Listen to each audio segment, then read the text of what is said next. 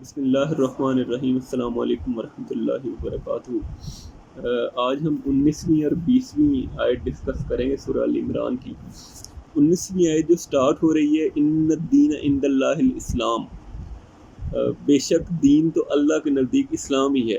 یہ بڑی پیاری آیت ہے۔ اس کا مطلب کیا ہے؟ اس کا مطلب یہ ہے کہ اللہ کے نزدیک انسان کے لیے صرف ایک ہی نظام زندگی اور ایک ہی طریقہ حیات صحیح اور درست ہے، اور وہ یہ ہے کہ انسان اللہ کو اپنا مالک و معبود تسلیم کرے اور اس کی بندگی اور غلامی میں اپنے آپ کو بالکل سپرد کر دے،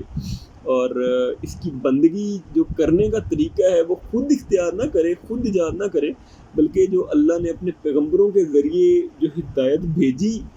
اسی کو فالو کرے۔ اسی کا نام دین اسلام ہے، اور یہی ہے جو اللہ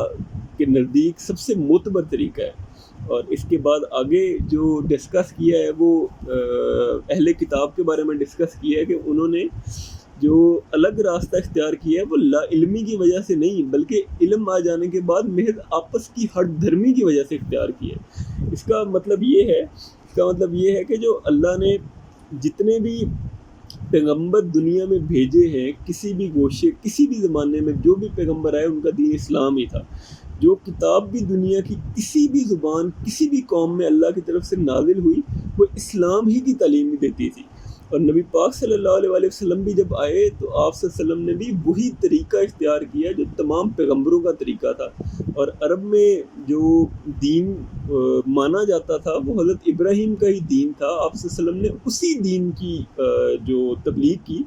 اور اسی دین میں جو کمی بیشی کی ضرورت تھی وہ کر کے اسی دین کو دوبارہ رائج کیا۔ تو اہل کتاب جو تھے وہ نبی پاک صلی اللہ علیہ وسلم نے جب دین کی دعوت دی تو وہ آپ صلی اللہ علیہ وسلم کی دین کی دعوت کو پہچان گئے تھے، فوراً پہچان گئے تھے۔ تو انہوں نے اس کو جو منع کیا آپ صلی اللہ علیہ وسلم کی دین کی دعوت کو، اس کو اپنی لا علمی کی وجہ سے نہیں کیا، بلکہ وہ قرآن یہ کہتا ہے کہ وہ مان گئے تھے، سمجھ گئے تھے، لیکن انہوں نے صرف اپنی ضد کی وجہ سے ایسا کیا، کیونکہ وہ اگر نبی پاک صلی اللہ علیہ وسلم کو مان لیتے تو پھر انہیں اپنے جو روایات تھی وہ ساری چھوڑ کے نبی پاک صلی اللہ علیہ وسلم کو فالو کرنا پڑتا۔ اور یہی جو ایشو رہا ہے وہ سارے پیغمبروں کے ساتھ رہا ہے کہ وہ جتنے بھی لوگ تھے وہ اللہ کے دین کو صرف اس لیے چھوڑ دیتے تھے کہ وہ کہتے تھے کہ ہم تو اپنے بزرگوں کے دین کو مانیں گے، کیونکہ جب روایات ایک بہت عام ہو جاتی ہیں تو اس وقت صحیح دین کو پیش کرنا بڑا مشکل ہو جاتا ہے۔ اور پھر جو اگلی 20ویں آیت ہے، اور اس میں جو ڈسکس کیا ہے وہ بڑا واضح ہے، وہ یہ کہ اہل کتاب کو اور جو مشرکین تھے دونوں کو نبی پاک صلی اللہ علیہ وسلم کو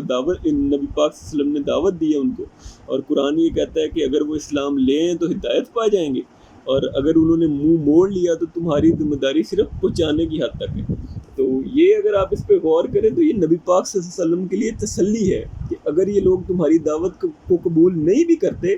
تو انہیں ان کے حال پہ چھوڑ دو، اور مطمئن رہو کہ فیصلہ اب اللہ کے ہاتھ میں ہے، اور ان کے ہر قول اور فعل کو اللہ دیکھ رہا ہے، اور ہر ایک کے ساتھ جو معاملہ کرے گا وہ اللہ ہی کرے گا، اور جو انسان جس کے مستحق ہوگا اس کے